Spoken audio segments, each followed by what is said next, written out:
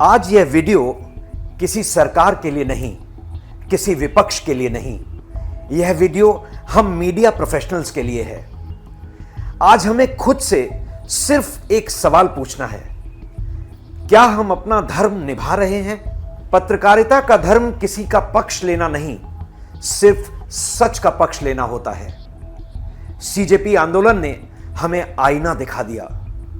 करीब 20 दिनों तक करोड़ों छात्रों के भविष्य से जुड़ा यह आंदोलन वह जगह नहीं पा सका जिसका वो हकदार था। उसी समय ऐसी खबरें घंटों चलती रहीं जिनका देश के भविष्य से कोई लेना देना नहीं था। कहीं आंदोलनकारियों को राजनीतिक बताया गया, कहीं उनकी बात सुने बिना उनके बारे में निष्कर्ष निकाल दिए गए। लेकिन हमारा काम फैसला सुनाना नहीं है, हमारा काम सिर्फ तथ्य दिखाना है। आज सबसे बड़ा सवाल यह नहीं है कि कौन सही है, सबसे बड़ा सवाल यह है अगर मीडिया ने अपना काम समय पर ईमानदारी से किया होता तो क्या यह मुद्दा इतना उलझता? शायद नहीं। आज मैं मीडिया प्रोफेशनल से एक सीधा सवाल पूछना चाहता हूं। जब भी राजनीति में कोई बड़ी चूक हुई, जब भी किसी विभाग में गंभीर लापरवाही हुई, मीडिया ने सबसे पहले जवाबदेही की आवाज उठाई। कई बार हमने संबंधित विभाग के प्रमुखों से नैतिक जिम्मेदारी लेने की मांग भी की। क्यों? क्योंकि हम मानते थे कि जवाबदेही लोकतंत्र की सबसे बड़ी ताकत है। लेकिन आज जब बार बार पेपर लीक की घटनाओं ने छात्रों के सपनों को तोड़ा, तब परिवारों की वर्षों की मेहनत और उम्मीदें बिखर गईं। तो एक सवाल मेन स्ट्रीम मीडिया में उतनी मजबूती से क्यों नहीं उठा?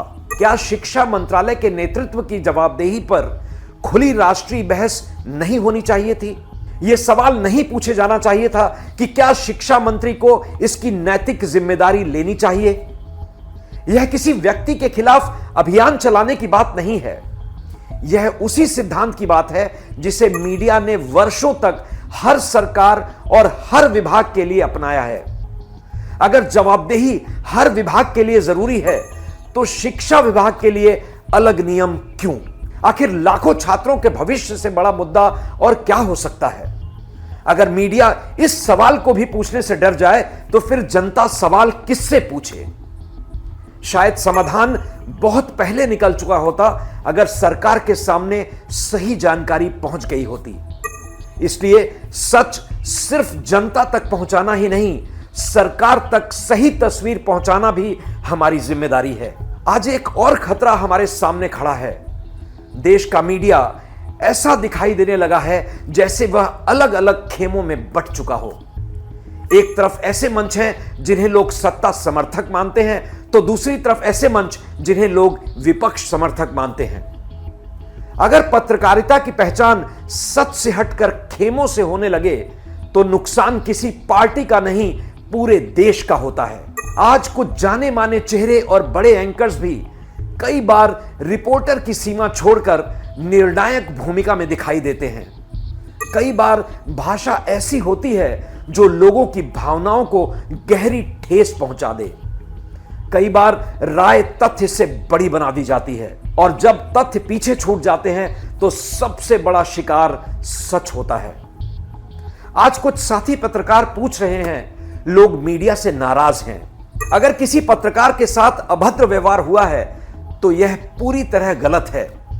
लेकिन हमें यह भी पूछना होगा, क्या हमने कभी सोचा कि लोगों का भरोसा क्यों टूट रहा है? जब लोगों को लगता है कि उनकी आवाज नहीं सुनी जा रही, जब उन्हें लगता है कि उनकी भावनाओं का सम्मान नहीं हो रहा है, जब उन्हें लगता है कि खबर की जगह फैसला सुनाया जा रहा है, तो विश्वास टूटता है।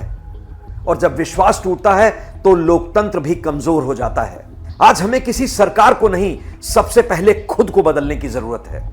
क्योंकि अगर पत्रकारिता सच से दूर चली गई तो देश अंधेरे में चला जाएगा। कैमरे रह जाएंगे, स्टूडियो रह जाएंगे, बहस भी होती रहेगी, लेकिन पत्रकारिता नहीं बचेगी।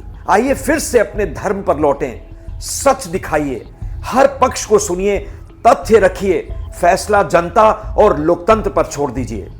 क्योंकि पत्रकारिता का सबसे बड़ा धर्म सत्ता या विपक्ष नहीं, सिर्फ और सिर्फ सत्य है। मैं अपने सारे मीडिया कॉलीग से एक हम्बल रिक्वेस्ट करना चाहता हूं, आइए फिर से अपने धर्म पर लौटें। सच दिखाइए, हर पक्ष को सुनिए, तथ्य रखिए, फैसला जनता और लोकतंत्र पर छोड़ दीजिए, क्योंकि पत्रकारिता का सबसे बड़ा धर्म सत्ता या विपक्ष नहीं, सिर्फ और सिर्फ सत्य है। जय हिंद।